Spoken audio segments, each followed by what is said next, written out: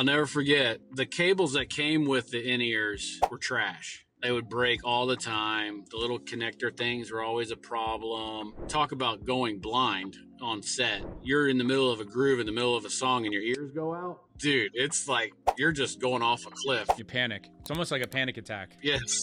The Fidelity Exchange, pulling back the curtain on brands shaping high-end audio and more.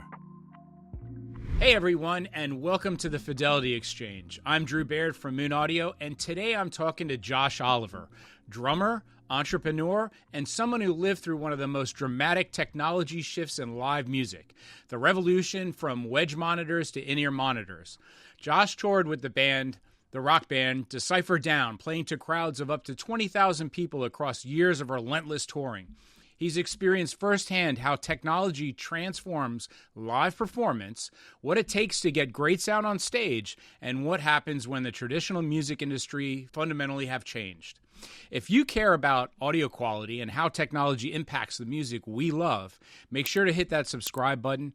Josh, thanks for joining us today. Drew, thanks for having me, man. That's a heck of an intro. So that's a mouthful. I'm like looking around my car, being like, "Who's that guy?" No, it's a super cool thing. Happy to be here, bro. Well, we'll have to show up a picture of you and the band and how different you look back in those days and what you look like today. Much more handsome now, I think. Maybe, I don't know. Definitely more sunburn. I just got back from the Virgin Islands, but yeah, I was not the cool guy in the band. Let's put it that way. I've always been considered dad, so it's all good. Yeah, the other guys were real rock stars. I was just a drummer. So, I think the drummer is a pretty damn important piece of the puzzle. So let's start with Decipher Down. Tell us about the band. What kind of music were you playing, and what was touring life like? Yeah, wow. So, ultimately, we're a group of dudes from the Outer Banks of North Carolina that created rock music.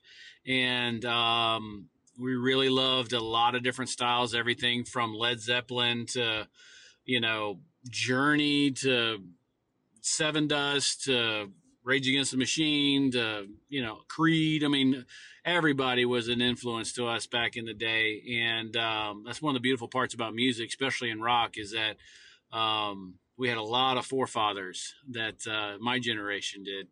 And it was a beautiful thing to get in with a group of guys. Someone has a riff, someone has a groove, someone has a rhythm, a melody, and create some music from it. So we started Eastern North Carolina on the Outer Banks, and never really set out to tour, honestly. Just a long story to all that, but the Reader's Digest version just basically says we went from a garage band to doing 250 shows a year for 8 years straight all over North America and different parts of Europe. And it was a wonderful thing, man. It was an incredible grind that was full of highs and lows. And thankfully I didn't lose both eardrums with the inventions of modern technologies that we were privy to. So yeah, it was a beautiful thing.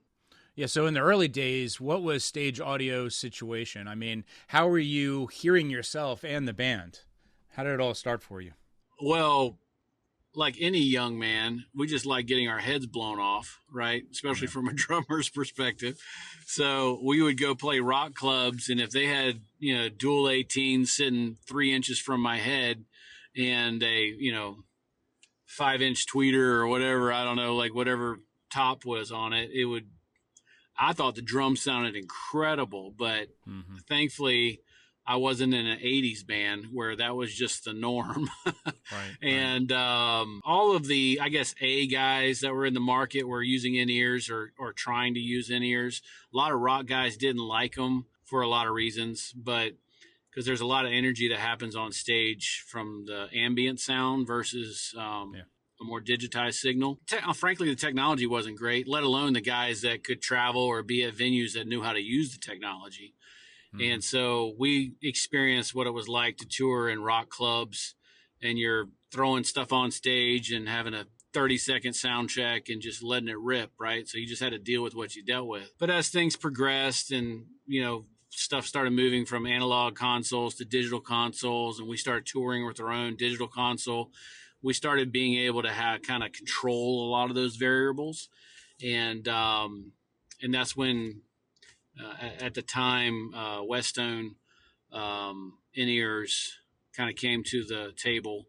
Them and now I'm drawing a blank. Not Ultimate Ears. It was another name of an ear company back then. This was in the early 2000s. We started. Oh, I can't think of it now. Anyway, we were talking about maybe starting instituting those and touring and having our own in-ear mix and having our own audio engineer that would mix them for us, and that was revolutionary for us. So what was it? What was the experience the first time you put in IEMs? How did it compare to what you had been doing before? And also, going from an analog console to a digital. I mean, most recording studios still prefer analog. I've never asked a band, how did the change from analog to digital change the sound of the music you were hearing as well? I mean, I know it made it easier for the IEMs and all that, but did you lose some of the sound quality that analog gave you? But let's go back to the IEMs first, but then maybe touch on that afterwards. I mean, honestly, we're rock dudes, man. Yeah. We're used to stuff at jet plane loud, right? So we weren't listening to the fine details of it. It was either hurts or it didn't. Yeah. So, but from a drummer's side of the things, I know our guitar players had a real issue with it at the beginning because they did everything in stereo and they were a lot more attuned to certain frequencies than, say, a drummer was. Right. But I'll never forget when our manager was like, "Hey, we got a deal with Westone. I need you to go to this doctor's office and get your molds done." I remember being like, "What the freak are you talking about?" And so we went to a doctor's office. Guy shot a bunch of stuff in my ears, pulled it out, and he was like, "This is what your molds are going to be." And I'm like, "What?"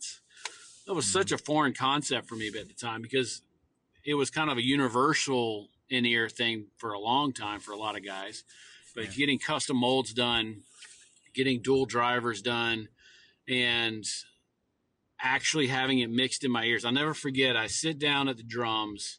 We're doing tour rehearsal, and there's an engineer in the industry called Phil Bledsoe. I'll never forget. Shout out to Phil Bledsoe, one of the best in the biz. And he goes, "Josh, watch this."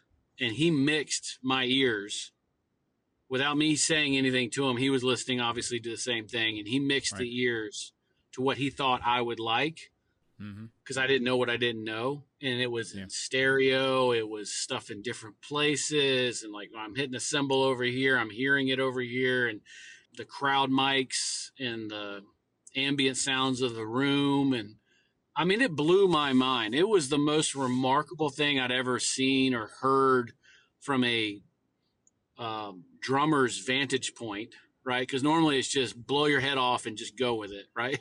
But this sounded incredible in my head. And I was like, wow, I wish I could have toured with Phil every single night, but I became addicted to searching for that on every tour for sure. I mean, an analogy that I sort of use to explain to customers about IEMs, I had LASIK surgery when I was, goodness, I don't even know. Let's just say 35 years old. I'm wearing glasses now because I can't see, I need reading glasses now because I can't see up close and personal, basically. But I can see very far away. But after I had LASIK surgery, and my eyes were pretty bad, I had astigmatism. And, you go home, you have to keep your eyes shut for a while, and you open them up for the first time. And I actually ended up getting better than 20/20 vision. It was actually 20/15 vision.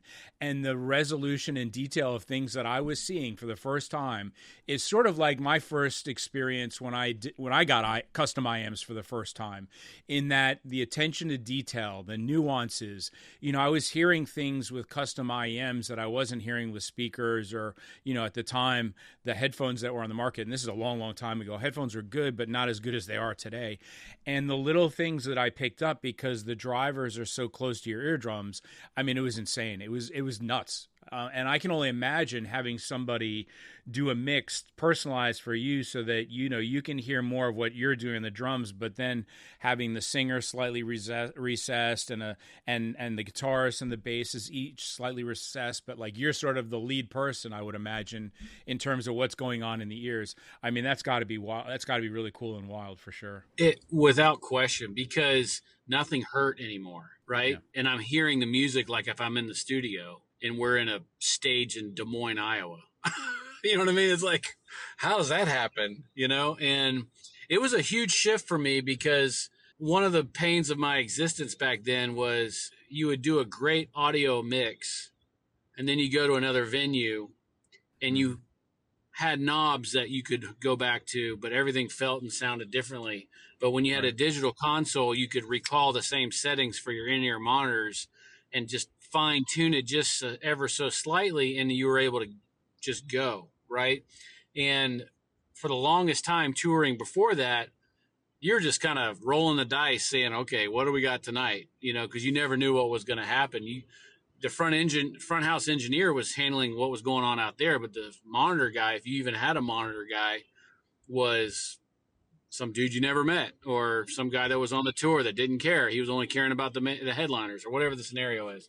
And so for us, having that quality in our ears, and I remember when our guitar players started using it and getting that dialed in, it just transformed their lives. And I am extremely grateful for it because I'm not having to scream every time I'm talking to someone and vice versa. When someone's talking to me, like some of my other buddies that were in the 90s or in the late 80s touring. So I'm sure obviously, we manufacture and sell IEM cables. What were your experiences with the cables back then in terms of, what your thoughts were on them in terms of how you used them on stage? I'll never forget the cables that came with the in-ears were trash. They would break all the time. The little connector things were always a problem. And talk about going blind on set. Like, you're in the middle of a groove in the middle of a song and your ears go out. Yeah. Dude, it's like you're just going off a You cliff. panic. It's almost like a panic attack. Yes. Yeah, Because yeah. you're, especially for me, is going with a click track and all these other things that are happening. And I'm like, it is a terrible experience that unfortunately I did experience several times. But it took me a while to really learn. And I remember an audio engineer, Dave, we called him Big Sexy.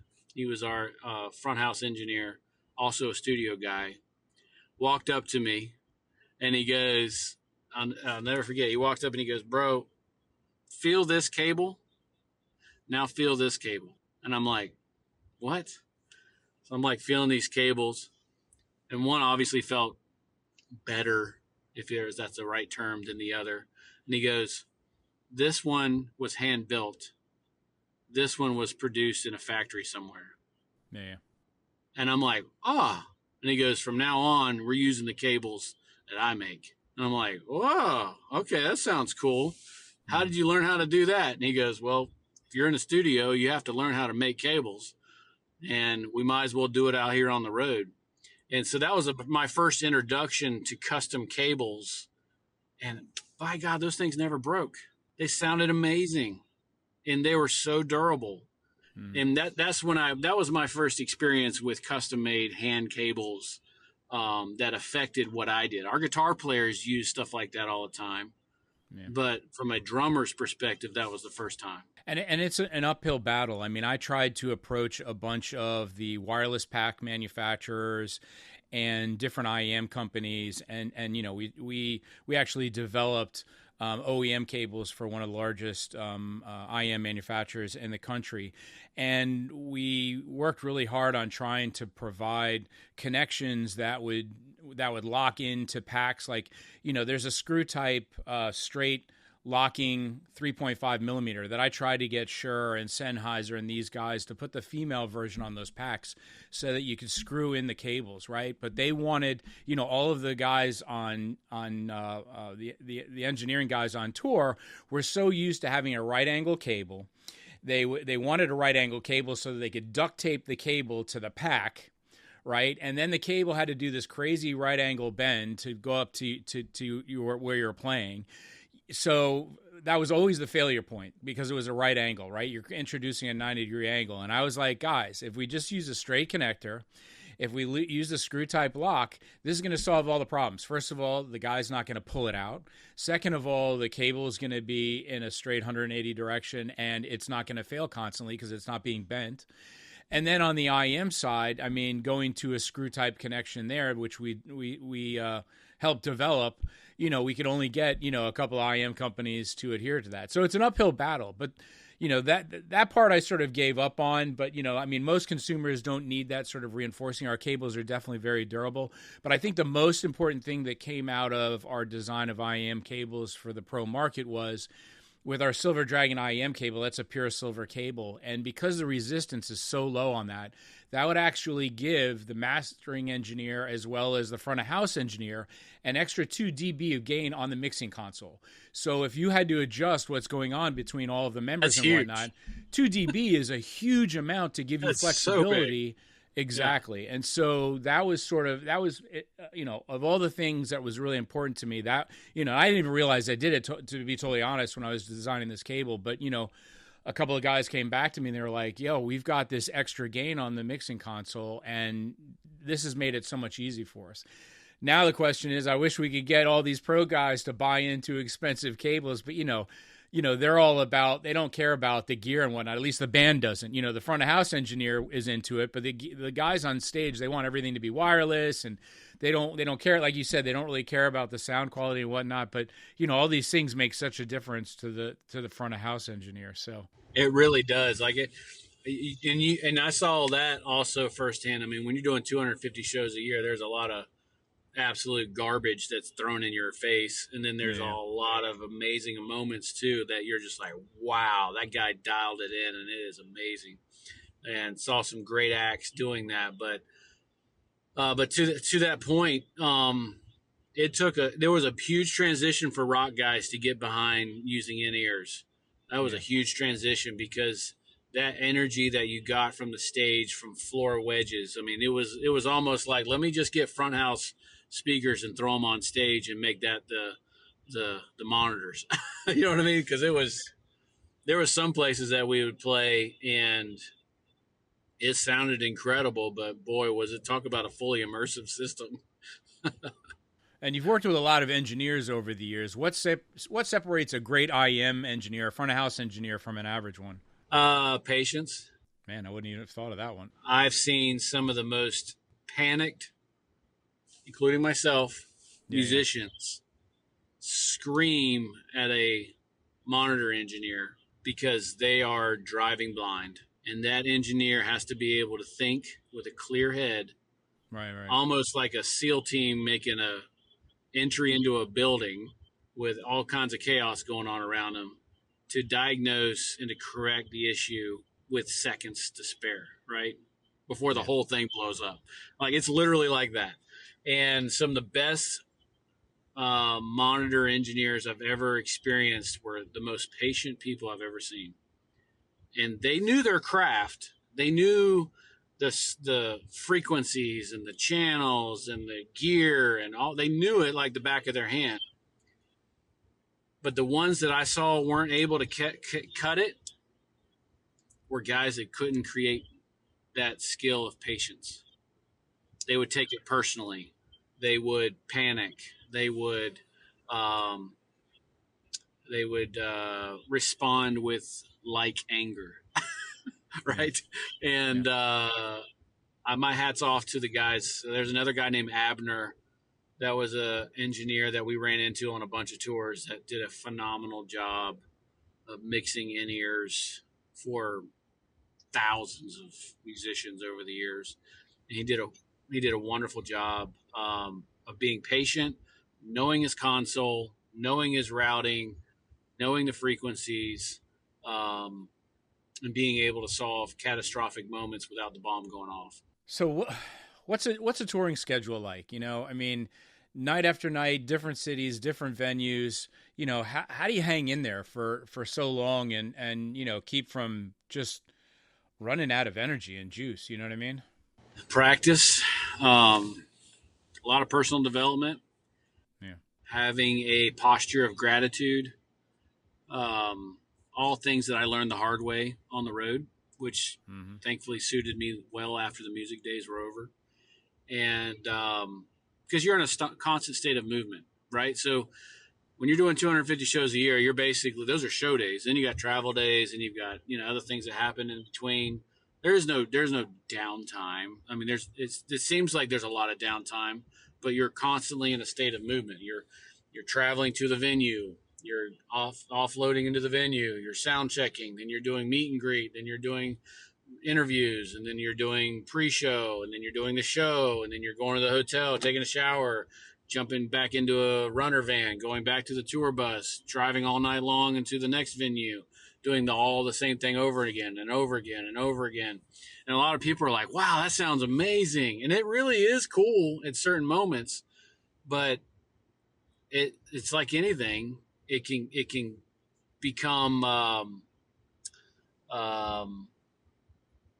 a point in your life where you are experiencing like numbness to the things around you, and you become numb to the people around you and to the circumstances around you. I mean, you might be playing in front of 20,000 people, but you don't even notice it. You're just going through the motions, right? And we've all seen artists that are in that funk before, right? And when you see an artist that's up there being grateful every single night and they're absorbing the energy from the audience, that's a special thing, no matter what genre it is. And so I would say that during that phase of touring, being able to maintain gratefulness and being able to engage with people personally that are looking at you like you're some rock star god of some type because you wrote a song that they've been listening to on repeat for a year or two, and you're like, you've never met this guy, you'll never see him again. Like, you're like, whatever, bro. Like, thanks, I guess. And I'll never forget Ricky, the drummer from Poison. We had a chance to go and play with those guys. I was talking to him backstage. This is obviously past the Poison of the 80s, right? And he's talking to me like some normal dude, right? Just a regular old guy. And he goes, you know what, man? Like, and we had a great conversation. It was just, looking back at it, it wasn't really about anything real serious. It was just a really cool conversation about two dudes talking about drums, talking about touring, talking about life. And I remember him saying, he's like, bro, honestly, I wish I had been more grateful for the things that I experienced. And I don't even remember any of it because I just took it for granted. And I was doing heavy drugs and just all this kind of random stuff. And he's like, something I would tell you, bro, is be grateful for the moment. And little did I know, it wasn't very long after that the whole music world got turned upside down anyway, and I had to shift into a whole different journey, season of life. But that really marked me for a while, being like, if I'm meeting this person on the side of the stage or backstage or in a mall or something, and for whatever reason I mean something to them because I was part of a band that did something, I got to be respectful of that and grateful for that and absorb that energy with them and share in the joy with that, because ultimately that's what fueled me. Yeah. And it really played into the way I view life from a perspective standpoint, future into my life. Because I know a lot of guys that didn't have that recalibration in their touring days, that now that the touring days are over, they're still lost. They're still wandering. And they have no purpose, no sense of direction. Trying to find peace. They're just full of anxiousness and bitterness because it wasn't their fault that this happened or whatever. And I hate that. I hate that for them. Gratefulness. That's a good advice for us all. 1,000%. Because to me, that is the superpower of humanity, is being able to approach gratefulness for the seasons that you've had and the pains and the failures and the successes that you've had, and finding that joy in those little moments, right? Yeah. Like, until I met you and started talking about audio, cool stuff like that, I was like, I never even thought about how I felt when I first listened to a true audio expert in my ears or on stage. Right. And then I realized how much of a mastercraft that is for people to understand how all that works, because I certainly didn't. Yeah. When I heard it, I knew. So let's go back to that first well-tuned IEM mix you brought up when you're hearing instruments all around you. Phil Bledsoe. Phil Bledsoe. Yeah. Yeah, you're reacting to a more defined sound stage, and that's what a lot of audiophiles are looking for. Yeah, it's a constant search for perfection in listening to music, right there. So the people that I'm dealing with are wishing they could be you guys, right? They're trying to hear what you guys are hearing on stage. I mean, ultimately, that's when I talk to guys that are buying IEMs, they're all about, I want to feel and hear exactly what these guys are hearing when they're in the mix, basically in the mix or on the stage. That's what they're trying to get to with IEMs, and ultimate stereo systems and so forth. Honestly, from a touring professional musician that has thousands of shows under his belt and countless studio hours under my belt, hearing how music sonically has impacted the life of the listener through whatever apparatus that they have is what brings the most joy to me as a musician. Yeah. It's almost like going to a well-crafted culinary experience. Yeah. The chef's best experience is the smile of the person tasting the food he created. Yeah. Mm-hmm. It's the same way for a musician. Like, there's a special thing that happens when you get into a groove with other musicians and you create something. Yes, I get that. But it's hard to have someone experience that if they're not innately born a musician, right?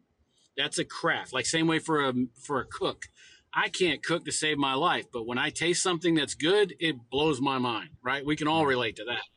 Right. But I do know from a musician standpoint, when someone hears my music that we created, sonically impacts them and moves them in a way that emotionally empowers them and changes them and becomes a catalyst for them in some capacity, that is the ultimate reward for a musician.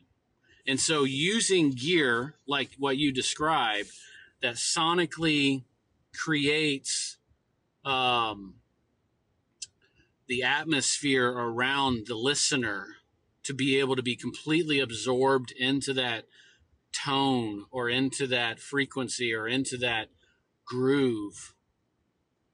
Oh man, like that is the pinnacle of musical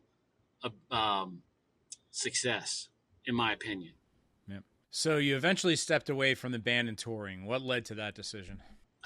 Totally not my decision. Yeah. Industry collapse, right? The industry collapsed. Yeah. You know, big money came into the industry, bought up all the venues. Live Nation took over all of the venues, controlled the marketplace. Ticketmaster, no one bought music anymore. Everyone was streaming everything. Like radio dried up. Rock wasn't cool. In 2011, everything turned into like Mumford and Sons and things like that. So it was, not that just there's anything different. wrong with them. Not that there's anything wrong with that. It just changed because it wasn't, Creed and Nickelback type sound and stuff to Mumford and Sons. It's a whole different vibe, right? But it's a different generation of fans and all that stuff happened. But I remember sitting on my couch, we had just gotten nominated for a Grammy. I thought we were kind of at the top of the food chain in terms of just opportunity in front of us. And then I'm getting calls from people that were legends in the industry, and they're like, I'm going to go work at CarMax. No offense to CarMax. But I remember just thinking like, wow, if that guy who's been a part of some of the most amazing records I've ever heard is going to go and change industries entirely to better take care of the style of living he wants to have. I felt like at the time, the Yellow Page guy, and I just heard of a thing called Google. It was literally that stark of a difference where I was like, the industry will never be the same anymore. Social media was taking over. Fans were wanting to know what I had for breakfast more than what music we were writing. Just all kinds of random things were happening, and there was no need for a label anymore. You could use all this new technology to record in your garage and it still sound like an incredible record. Because there used to be quite a difference from home studios to Sound Kitchen in Nashville or something. But long gone are those days, unless you're recording a 50-piece orchestra. If you're just making beats and singing melodies, you don't need a big studio. And it just dramatically changed everything. And I remember thinking in my mind, I just got to go back into the business world and reinvent myself and create music through business versus actual sonic pieces. Yeah. And now concert ticket prices have gone through the roof, right? Now we're looking at like $1,000 tickets and for major acts. I mean, what do you think is driving that? I mean, who the heck I don't know who can afford that. I mean, I certainly can't. I mean, it's crazy. It's supply and demand. It's supply and demand. And I can't believe people are paying that. It's just nuts. Well, think about it though. When Live Nation came in and bought every single venue and Ticketmaster controlled every single ticketing apparatus in the marketplace, they now control the touring market, what bands play, when, where, and how, right? And so they have a lot of brain power and marketing ability behind being able to strategically position concerts to be able to sell stadiums at $500 a ticket. And the pent-up demand because of COVID, no one being able to go anywhere for a long time. Everyone was like, I got to go see blah, whatever the person is, right? And so there's pent-up demand. People are wanting to escape with music. And and flat out, the shows that are coming out now are massive events with all kinds of cool technology. I mean, I went and saw Nine Inch Nails recently, and their stage production blew my mind. Oh, I'm jealous. I wish I would have been to that one. It was an incredible production. Even though I'm not the biggest Nine Inch Nails fan in the world, it was one of the coolest shows I've ever been to. Yeah. I was glad to pay $600 for it. Yeah, the guy who does the lighting for their shows is actually one of our customers. So those are some cool shows I've seen. Kudos to that guy, because I was blown away with his craftsmanship. Of being able, and not just that, but Trent's ability to have the integration of the style of music with the production value was just phenomenal.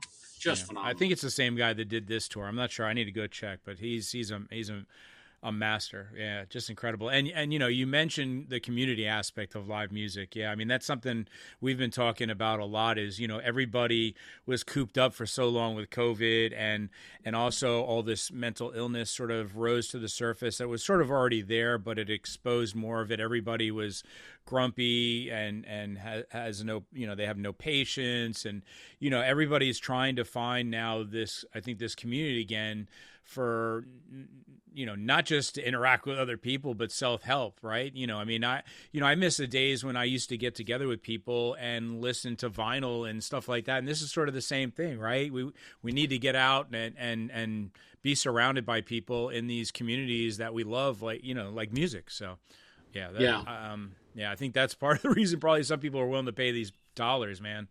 People are willing to pay it, but it's not as controlled by organically as it used to be, right? There used to be regional and local concert promoters that had independently owned venues, and they dictated what they liked and what they wanted to do, right? Yeah.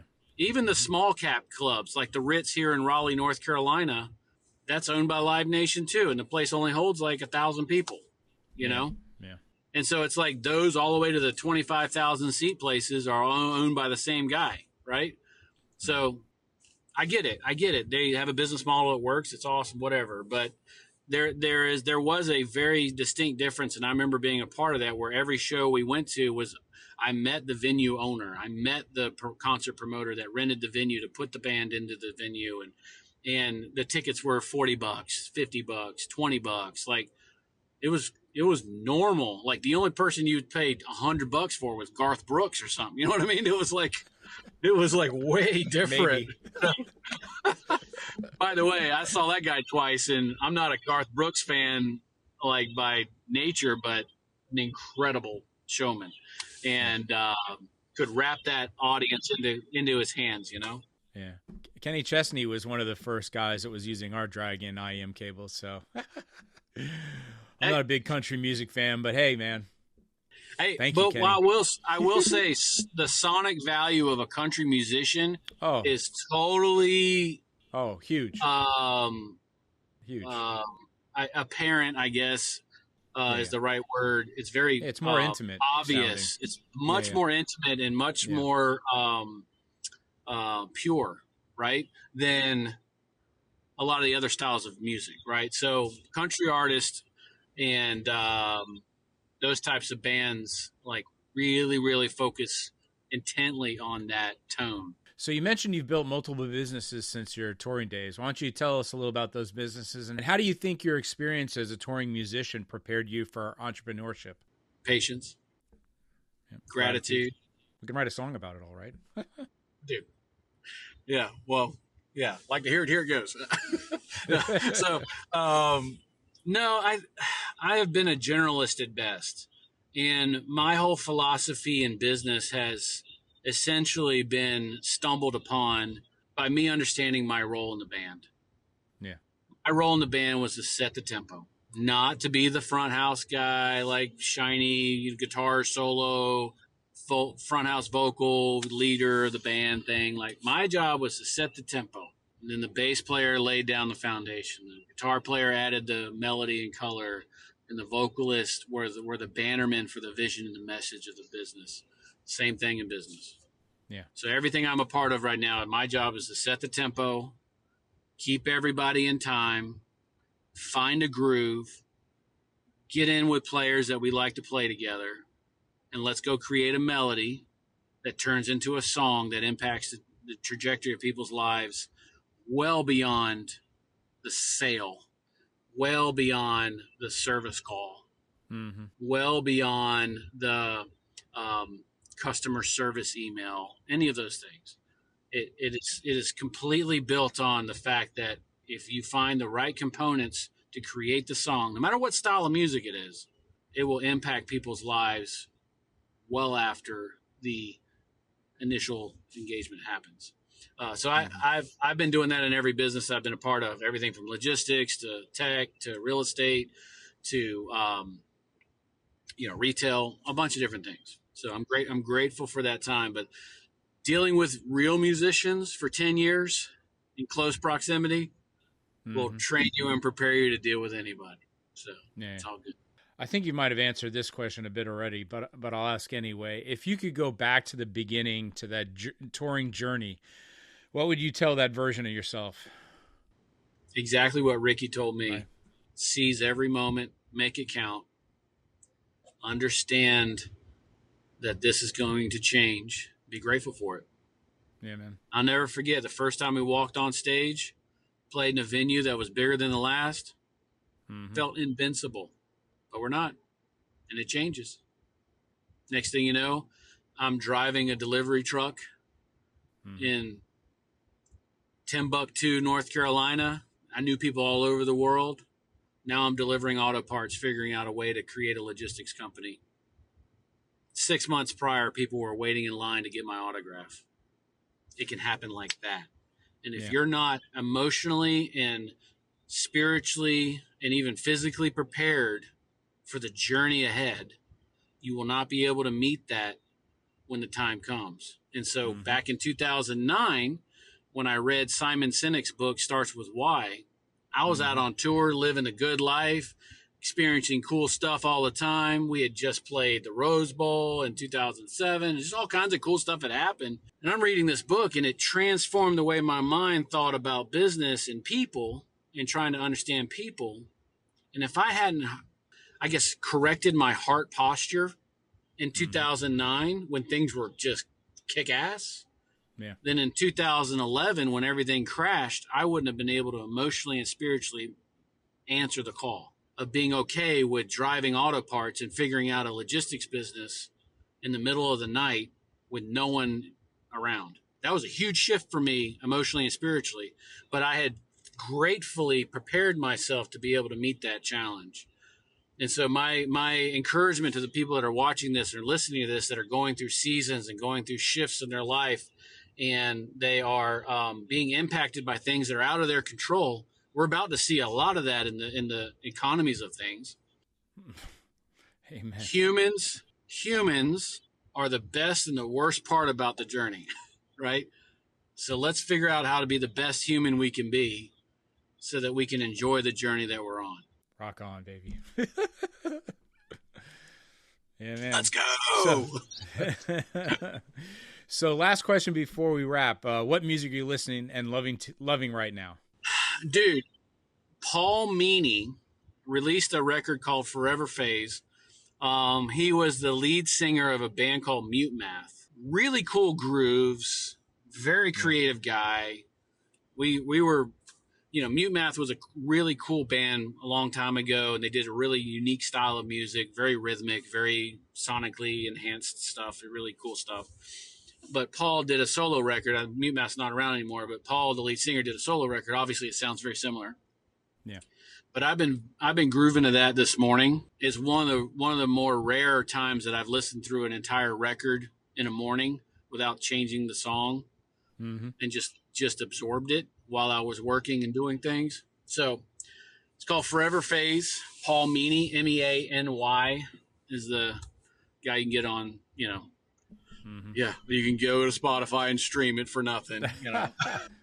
Buy the physical media, people. We got to support the band. So on the topic of physical media, so this is what I'm listening to right now. So this is Thievery Corporation. As an ex-house DJ, these guys are sort of ambient trip hop house music style. This is the best of that record. It Takes a Thief.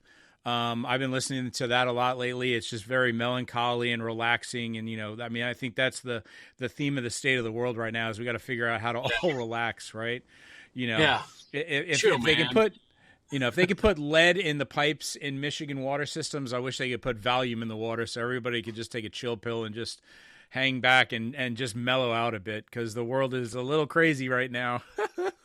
Hey, but the ability for sonic absorption of pure, real, organic music, no matter what style it is, through the proper cabling and the proper speakers and the proper headphones, can dramatically change the course of someone's emotions in no matter what day they're having. You can pop on a set of high-quality headphones with the proper cabling and the proper tuning and listen to a record that was performed masterfully, and it'll change absolutely the trajectory of your day. Amen. I mean, music is therapy. So go do that. If you're out there right now, get that music turned on, vibe to it. Pump it. Pump it, man. Pump it. Yeah. Music is therapy. I say that all the time. I can't live without it. 24 hours a day, 7 days a week. Well, Josh, this has been fantastic. Everybody watching, if you're interested in connecting with Josh or learning more about his business, which he hasn't mentioned, it's Rhythmic Title Company or Rhythmic Consulting. We'll drop those links in the description below. And if you're a musician looking for cables that won't let you down, or an audiophile who wants the same level of quality that Josh needed on stage, the team at Moon Audio can help. If you enjoyed this conversation, make sure you subscribe to the channel, hit that notification bell. We'll get more deep dives coming with people who understand why audio quality matters in real-world situations. Josh, thanks for being here. Yeah. Amen. We'll see you guys next time on the Fidelity Exchange.